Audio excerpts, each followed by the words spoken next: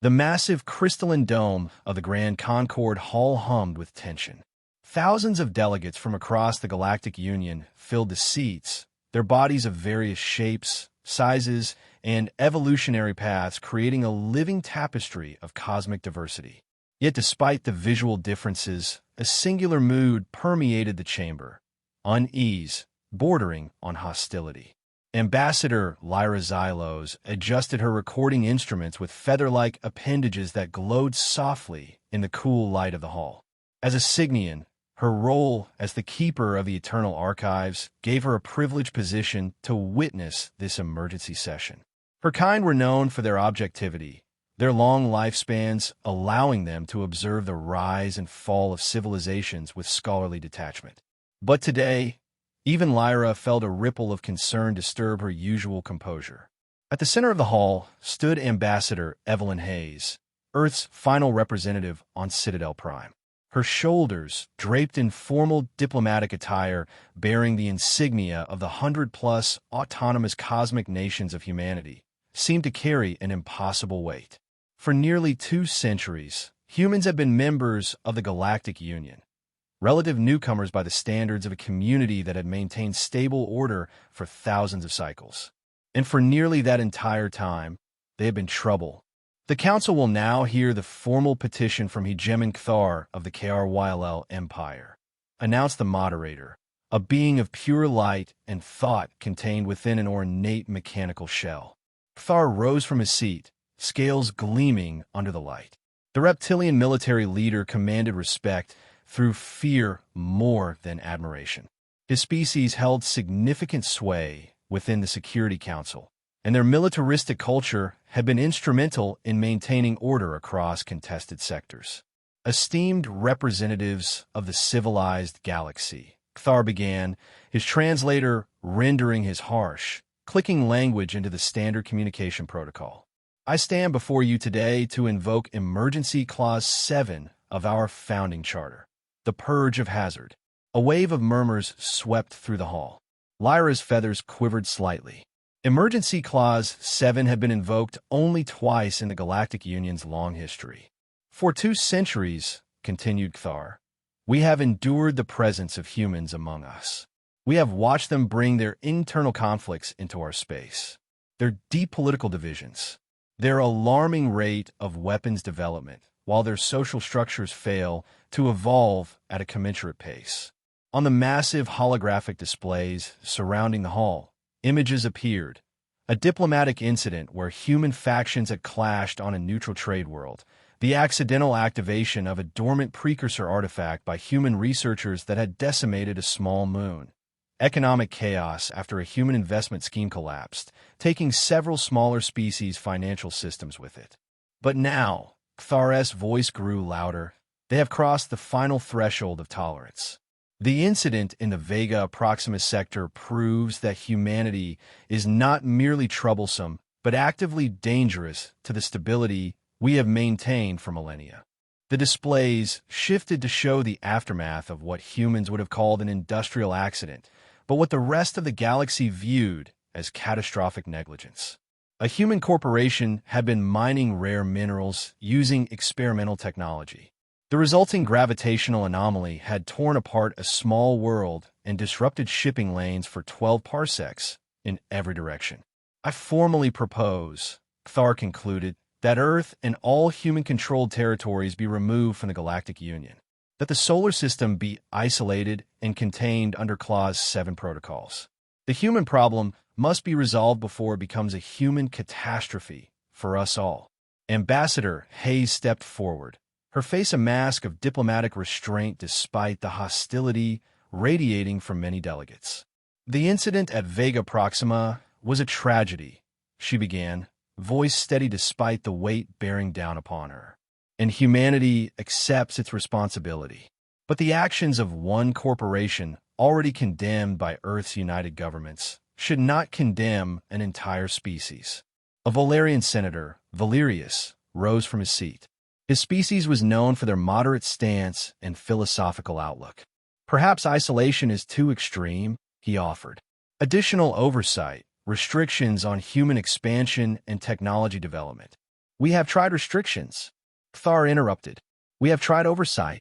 The humans signed treaties with one hand while circumventing them with the other. Their divided governance makes enforcement impossible. Their rate of advancement makes containment a perpetual challenge. Hayes raised her voice slightly. Is that not the true concern here? Not our failings, but our potential? Our rate of advancement threatens certain power structures that have remained comfortable for millennia. The statement sent another ripple through the hall, this one angrier. Lyra noted how Hayes' words, though diplomatically spoken, carried an undercurrent of defiance that would not help Earth's case. The humans speak of potential, Thar responded coldly. Yet their potential for destruction far exceeds their potential for harmony.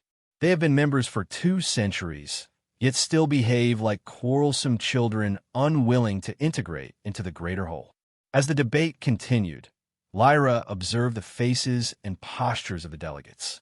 The archivist had witnessed many pivotal moments in galactic history, but there was something different about this one. The animosity toward humans wasn't merely political. It had the flavor of fear, perhaps even envy masked as contempt. Hours passed as representatives from major and minor civilizations took the floor. A few spoke in Earth's defense, noting human creativity and resilience. Most, however, expressed weariness at continuing to accommodate such a troublesome species. When the time for voting arrived, even Hayes seemed to have accepted the inevitable outcome. The chamber's massive holographic tally system illuminated the dome, marking each vote with a colored light corresponding to position. The result became clear long before the final count was complete, an overwhelming majority in favor of Earth's expulsion. The moderator's mechanical vessel hovered forward. By the authority vested in this council by the Galactic Charter, Emergency Clause 7 is hereby enacted. Earth and all human-controlled territories are forthwith removed from the Galactic Union. The solar system is declared a containment zone, effective immediately. Implementation protocols will commence within 1 standard cycle. Hayes stood still, her posture rigid but dignified. Lyra felt a strange admiration for the human's composure in the face of such rejection. On behalf of humanity, Hayes said, her voice carrying a weight of finality, I acknowledge your decision. We request the standard evacuation period for our diplomats and citizens currently in Union space. Granted, responded the moderator dispassionately. Hayes bowed slightly, then turned to leave the chamber. The symbolism was lost on no one.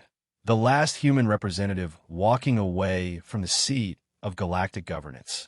As she reached the grand exit, her communication device chimed with an urgent message. Lyra, still recording, noticed Hayes pause, her expression shifting to one of confusion as she read the contents. Later, Lyra would mark that moment as the true turning point, though few others noticed its significance at the time. The following day, as the Galactic Union prepared its isolation fleet to establish the containment perimeter around the solar system, every communication channel in Citadel Prime received the same short, cold message from Earth. Earth has received your notification. We won't wait to be asked twice. Moments later, all FDL communication gateways connecting to the solar system went dark, not from the Union side, but from Earth's. The humans had severed their own connections to the galactic community, completing their isolation before the Union's ships had even departed their docks. The abruptness of it left many officials stunned. They had expected resistance, perhaps even conflict. Instead, humanity had simply turned away. In her private archives, Lyra recorded her personal observation. The galaxy believes it has passed judgment today. I wonder if, instead, it has unwittingly set something in motion that none of US can predict. The galaxy moved on. In the grand halls of Citadel Prime, Earth's expulsion quickly faded from daily conversation into occasional reference, and finally into mere historical footnote for most species. The Security Council established automated beacons around the solar system's perimeter, broadcasting warnings about the restricted zone. Occasional long-range scans detected nothing of significance, only static or corrupted data. Yet for Lyra Xylos, now elevated to senior archivist, the Earth event remained a subject of quiet but persistent interest. She collected every scrap of information, every rumor about the isolated system. Most of her colleagues viewed this as an academic eccentricity, perhaps even a waste of her considerable talents. The humans are contained, they would say. Their story is effectively over. Lyra was not convinced. While the Galactic Union continued its affairs with the comfortable certainty that the human problem had been solved, changes of seismic proportion were underway within the solar system. The initial news of their expulsion had sent Earth's nations into chaos. Accusations flew between global powers, corporations, and colonies. Some advocated for desperate attempts to petition for readmission. Others called for immediate military buildup to protect against potential Union aggression. Several smaller nations threatened to break from Earth's collective response entirely. It was in this fractured landscape that General Anya Sharma emerged as a pivotal figure. Once a controversial military strategist whose warnings about galactic politics had been largely dismissed, she now found herself suddenly vindicated. "They've shown us who they truly are," she addressed an emergency council of Earth's most powerful nations. "For centuries, we've tried to play by their rules, to fit ourselves into their concept of civilization. We stretched and contorted ourselves to be accepted. And at the first serious challenge, they cast us out." Her words struck a chord that resonated across ideological divides. "I propose we stop looking back at what we've lost and instead look forward to what we might become," she continued. "Not as 100 competing nations, but as a single human endeavor. I call it Project Phoenix." The details of her proposal were breathtaking in scope, a complete reorganization of human society around scientific advancement, technological innovation, and social unification. Resources previously devoted to internal competition would be redirected toward transcending the limitations that had kept humanity subordinate in the galactic hierarchy. "They fear our potential." Sharma's voice grew more passionate. "Let's show them they were right to be afraid." Opposition existed, of course. Some saw her vision as too authoritarian, others as too idealistic. But as the reality of isolation settled in, as supply chains dependent on galactic trade collapsed and economies faltered, the alternatives seemed increasingly bleak. One by one, nations signed onto Project Phoenix. Dr. Jian Li, a theoretical physicist whose radical ideas had been considered too dangerous by Union standards, was brought from academic obscurity to lead the scientific vanguard of the project. "They've given us a gift," Li explained to Sharma as they toured the first repurposed research facility on the moon. "Freedom from their restrictions. Their scientific orthodoxy has held back avenues of research they deemed too risky or morally questionable. Now we can explore them all. Just ensure that whatever you create serves humanity's advancement," Sharma replied. "We get one chance at this." Years passed, then decades. The solar system transformed. Earth's sprawling cities were restructured into vast research and manufacturing centers. The moon became home to massive particle accelerators that wrapped around its circumference. Mars housed engineering projects that reshaped its surface. The asteroid belt transformed into a shipyard unlike anything humans had previously conceived. Most significant was the social transformation. The existential threat of isolation, combined with Sharma's leadership and the tangible progress of Project Phoenix, gradually eroded national identities in favor of species-wide consciousness. Children born after the expulsion grew up without the old divisions, instead identifying with humanity's collective struggle and ambition. Meanwhile, on the fringes of the Forbidden Zone, Galactic Union outposts occasionally reported strange energy fluctuations. These anomalies were noted, filed, and largely forgotten in the bureaucratic machinery of a civilization that had already dismissed the human question as resolved. But Lyra Xylos, through patience and careful cross-referencing, began to connect these anomaly reports with theoretical scientific papers from human researchers published before the expulsion.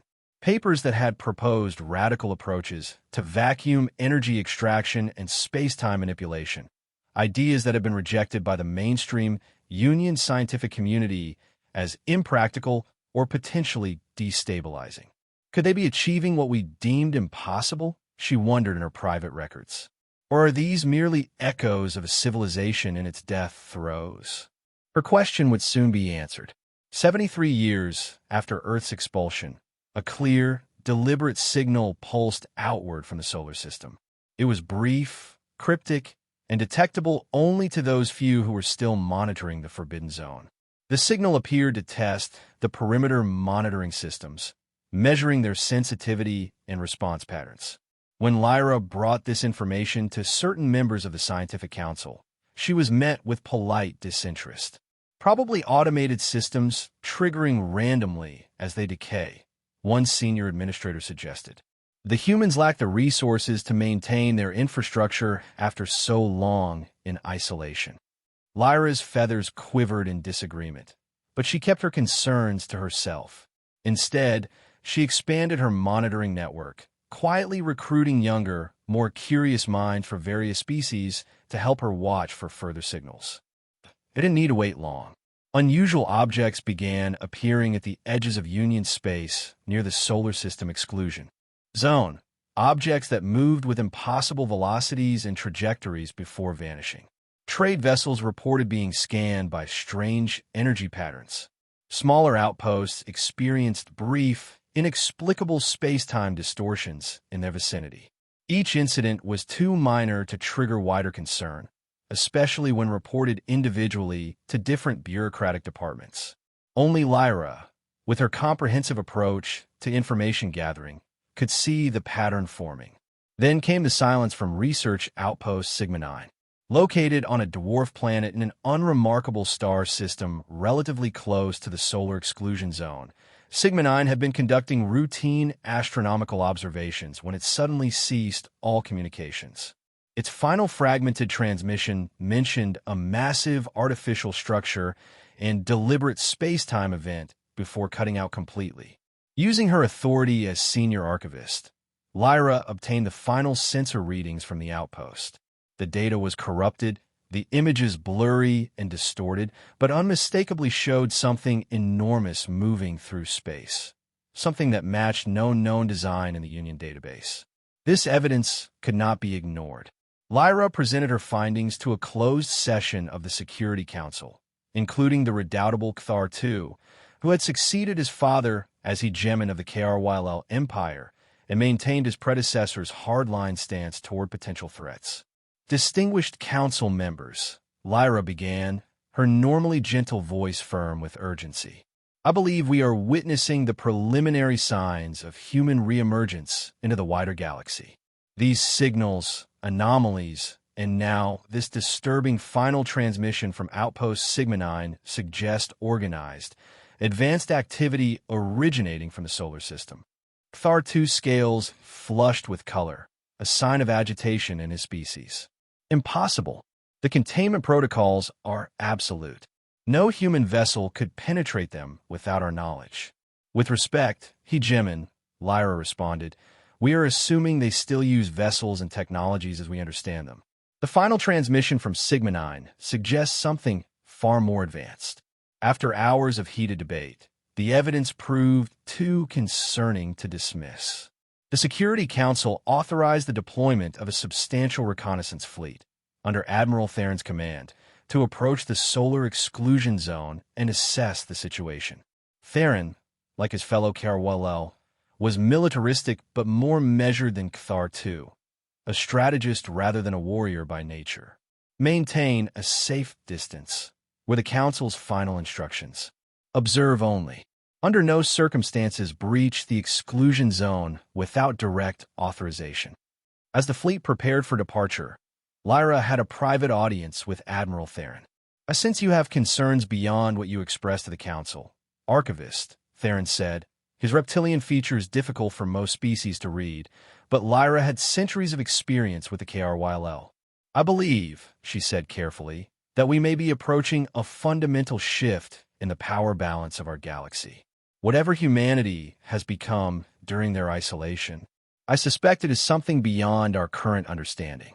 Theron's inner eyelids flicked, the KRYLL equivalent of a thoughtful frown. You believe they pose a genuine threat? I don't know, Lyra admitted. But I believe our response to whatever we discover will determine whether threat is the appropriate category at all. The reconnaissance fleet departed with little fanfare, the mission classified to prevent public alarm.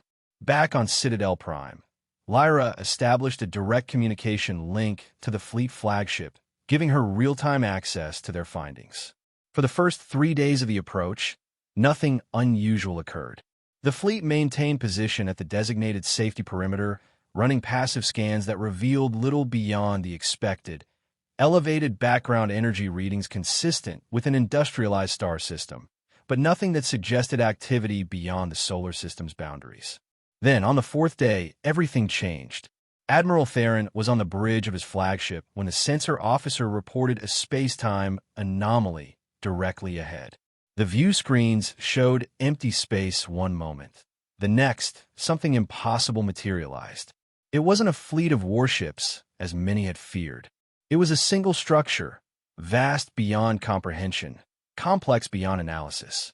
Its geometry seemed to shift subtly even as they observed it, parts of it appearing to exist in dimensions not entirely aligned with normal space. The structure's surface featured intricate patterns that pulsed with energy in hypnotic, seemingly meaningful sequences. Size estimate, Theron demanded, his military discipline barely containing his shock. Approximately 1/4 the volume of Earth's moon, Admiral, the officer responded, voice unsteady. But sensor readings suggest parts of it may extend beyond our dimensional perception. Its full mass cannot be accurately calculated. Before Theron could issue further orders, every communication system on the bridge activated simultaneously. A message, transmitted in perfect Union standard language, echoed through the command center. Galactic Union, we are the Humanity Collective. We have been expecting you. What is your purpose here? On the main view screen, 3 figures appeared. They resembled humans in basic form, but with subtle differences that suggested extensive technological integration. Their eyes had complex, crystalline structures. Neural interfaces were visible at their temples. They moved with a fluid precision that seemed almost choreographed. Theron recognized one of them from historical records. Though significantly older now, General Anya Sharma's distinctive features were unmistakable. Beside her stood a man Theron didn't recognize, presumably the scientist Dr. Jianli.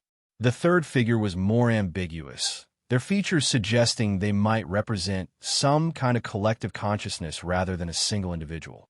This is Admiral Theron of the Galactic Union Security Fleet, Theron responded, falling back on protocol to mask his unease. We are conducting a standard border assessment following unusual energy signatures detected in this region.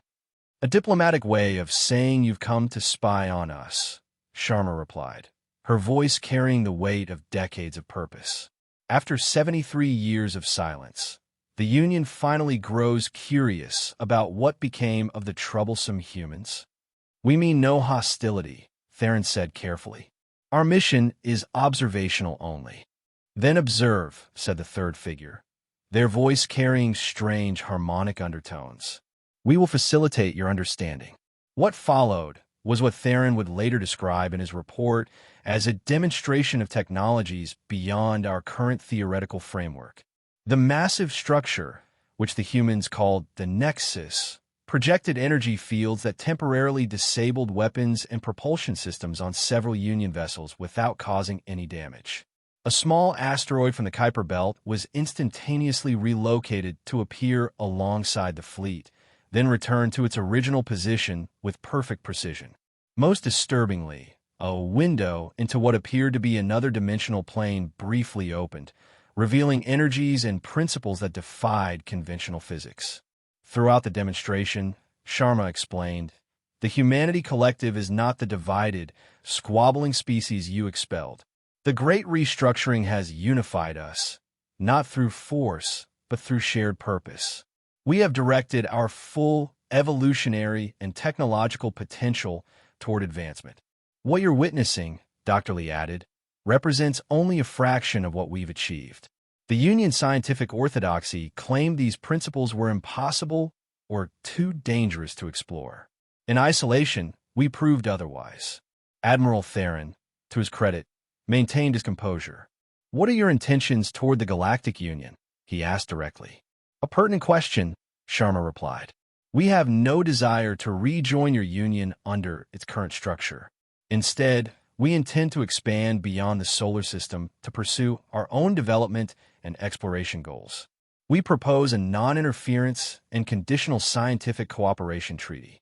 The terms are simple," continued the third figure. "We will share certain technological benefits in exchange for absolute freedom of operation and non-interference. Additionally, we require the formal rescinding of Emergency Clause 7 and public acknowledgement of the error in Earth's expulsion." Theron's scales shifted color slightly. The closest his species came to showing alarm. "I lack the authority to negotiate such terms. I must report back to the Security Council." "Of course," Sharma nodded. "We expected nothing less. Return to your council. Explain what you've witnessed. Make it clear that we could have prevented your detection of us entirely had we wished to remain hidden. Our visibility is a choice, a gesture toward potential cooperation rather than conflict. And if the council rejects your terms?" Theron asked. "Then we will proceed independently," the third figure stated simply. "The outcome for the Union would be determined by its subsequent actions toward us. We prefer cooperation, but we are prepared for any scenario." The communication ended, and the massive structure, the Nexus, seemed to fold in upon itself, not disappearing entirely, but reducing its dimensional presence until it was barely detectable even by the fleet's most sensitive instruments. Theron immediately ordered the fleet to return to Citadel Prime, traveling at maximum safe speed. The information they carried was too significant to risk any delay or interception. Upon their return, the Security Council convened an emergency session to review Admiral Theron's report and the sensor data from the encounter. The recorded images of the Nexus and the three representatives of the Humanity Collective sent shockwaves through the assembled leaders. "This is impossible," Cthar-2 declared, his scales flushed with agitation. "No civilization could advance so far in mere decades. And yet the evidence is before us," Lyra pointed out, her feathers rippling with a mixture of vindication and concern. "They have achieved what our scientists deemed theoretical at best. The question now is not how, but what we do in response." The council chambers erupted in chaotic debate. The militarists, led by Cthar-2, argued for immediate containment escalation, deploying the Union's most powerful weapons to ensure humanity remained isolated. Others advocated for diplomatic engagement, seeing potential benefits in the offered technological exchange. Many simply expressed fear at the implications of such rapid advancement. "What if this is merely the first step?" asked a representative of the Commerce Guilds.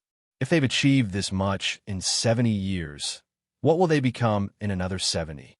Another 100? The debate raged for days. Galactic financial markets fluctuated wildly as rumors spread. Political alliances formed and fractured as species calculated their positions in this new reality. Throughout it all, Lyra Xylos worked tirelessly to provide context and analysis. Her decades of attention to the Earth question now proved invaluable, as she alone could trace the evolutionary path from the troublesome humans of the past to the transformed collective they now faced. "They are not seeking revenge," she explained to a private session of key decision-makers. "If domination were their goal, they could have struck without warning. Instead, they've offered terms, admittedly terms that require us to acknowledge our mistake, but terms nonetheless. It is humiliation they seek," Cthar-2 countered, "to force us to admit error and accept their superiority." "Perhaps," Lyra conceded, "but is our pride worth the alternative?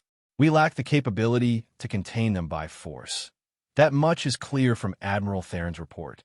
Their technology has moved beyond our understanding. The choice before us is not whether to accept or reject their terms, but whether we wish to establish a relationship of potential cooperation or certain adversity. After a final, contentious vote, pragmatism prevailed over pride. The Security Council, with the narrowest of margins, authorized a diplomatic mission to negotiate the proposed treaty. Lyra herself was included in the delegation, her knowledge of human history deemed essential to the process. When the delegation arrived at the designated coordinates, the nexus revealed itself once more, now expanded, showing evidence of ongoing construction on a scale that defied comprehension. Inside, the diplomatic chamber prepared for them was a perfect replica of the Grand Concord Hall on Citadel Prime, down to the finest detail, a pointed reminder of the meeting where humanity had been judged and exiled. The negotiations lasted weeks, with the Humanity Collective demonstrating both flexibility on minor points and absolute firmness on their core demands. The resulting Treaty of Free Operation and Scientific Exchange established a new paradigm in galactic relations. The Humanity Collective would operate freely beyond the solar system, with designated development zones where their activities would not be interfered with. In exchange, they would share specific technologies, particularly those related to medicine, renewable energy, and environmental restoration, that could benefit other species without altering the power balance. The Galactic Union would formally rescind Emergency Clause 7 as it pertained to Earth and issue an official reassessment of the expulsion decision. Both parties would commit to non-aggression and establish communication protocols to prevent misunderstandings. When the treaty was finally signed, it was Lyra who delivered the formal reassessment statement to the Humanity Collective representatives. The Galactic Union acknowledges, she read from the carefully worded document, that the application of Emergency Clause 7 to Earth and humanity was based on an incomplete understanding of human potential and developmental trajectory. We recognize that isolation, rather than integration, contributed to divergent evolutionary paths that might have been avoided through continued engagement. It wasn't the full apology the humans had initially demanded, but it was enough, a public admission of error from a body that had existed for millennia with the presumption of infallible judgment. As the human representatives accepted the statement, Sharma, now visibly aged but still commanding, offered a slight smile. "History will record this as the beginning of a new era," she said.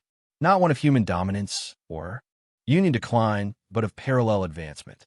The galaxy is vast enough for multiple approaches to civilization." "We hope that is true," Lyra responded, her feathers shifting to indicate sincere agreement. In the months that followed, the galaxy adjusted to this new reality. Human vessels, sleek constructions that seemed to phase partially between dimensions, began appearing in previously unexplored regions. True to their word, they shared certain technologies, transforming healthcare and environmental management across multiple worlds. The Union itself experienced significant internal transformation, as the certainty of its primacy gave way to a more complex understanding of its place in the cosmic order. Some species looked to the human example with hope, others with envy or fear, but none could deny that the established order had been permanently altered. Lyra Xylos, completing her final records of the events for the Eternal Archives, found herself contemplating the deeper meaning of what had transpired. In her private reflections, she wrote, "The expulsion of Earth, intended as a solution to the human problem, instead catalyzed humanity's most profound transformation. Isolated from external restrictions and unified by common purpose, they achieved in decades what might have taken millennia within the Union's structured framework. I cannot help but wonder, was their expulsion the greatest error in our history, or was it a necessary step in a larger pattern we have yet to fully comprehend? The Humanity Collective speaks of parallel advancement, but I sense in them an ambition that may not remain content with parallel paths indefinitely. Their technological trajectory continues to accelerate beyond our ability to track or understand. Will this new balance of power lead to a golden age of diverse approaches to civilization, or merely postpone a more fundamental reckoning? Most troubling is the thought that perhaps we, in our comfortable certainty, had become stagnant, that the true danger was not human chaos but our own rigid order. Perhaps the galaxy required the disruption that humanity now represents. The title of this archive, The Galaxy Voted to Exile Earth. Humanity didn't wait to be asked twice, now carries a deeper meaning. They did not merely accept our judgment. They transcended it. They transformed our rejection into the catalyst for their evolution into something beyond our imagining. In doing so, they have forced us to evolve as well, to question assumptions millennia in the making. Whatever comes next, the galaxy will never be the same. As Lyra completed her record, reports arrived of a new humanity collective vessel departing for unexplored space beyond the galactic rim, a journey previously considered impossible or pointless. Its stated mission, exploration beyond conventional boundaries. The implication was clear. For the humanity collective, the treaty with the Galactic Union was not an endpoint, but a beginning. They had emerged from isolation not to rejoin the galactic community, but to redefine it.